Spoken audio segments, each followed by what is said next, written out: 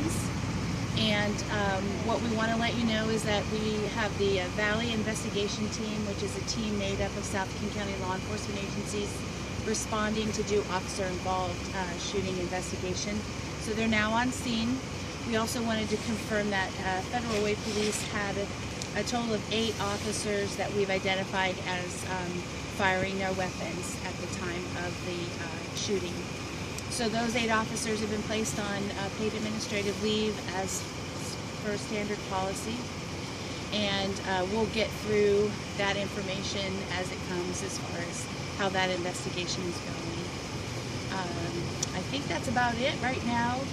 Again, we still don't have any idea what started this disturbance tonight, but I have been told that there have been witnesses identified here at the apartment complex, and we're working through that Valley Investigation Team to get them all interviewed and try to find out what started all this today. Do you have any idea of the ages on the folks that were killed? Is there I don't, but I will shoot to have that for you by the next briefing. At least give you ages and if they were known to live here or another city close by. It will definitely be done. Can you give us another summary, kind of let you know? Sure. Start at the top again. Okay. So at about 9:30 this evening, officers were called to this location for a shooting, and at the time, when officers arrived, there were still shots being fired, and they could hear it. When they arrived, they saw 2 men down in the parking lot of the apartment complex. They attempted to do a rescue recovery of those 2 men, and as the officer approached, one of the 2 men on the ground reached for a weapon, and when that happened, Federal Way officers fired upon that man, and he was deceased as well as 2 others in that parking lot.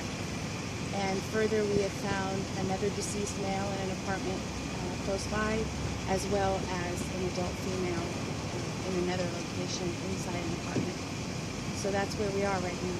Those 2 victims in the apartment, any indication that they were directly involved? No indication right now how they were involved. Initially, we believe that the adult male might have been where the disturbance started, and but that's just speculation at this point.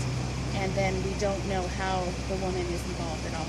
And there are no other survivors in those 2 apartments? No other survivors that we're aware of at this point. We do have witnesses that we're talking to, and any other people that we can find out what started all this tonight.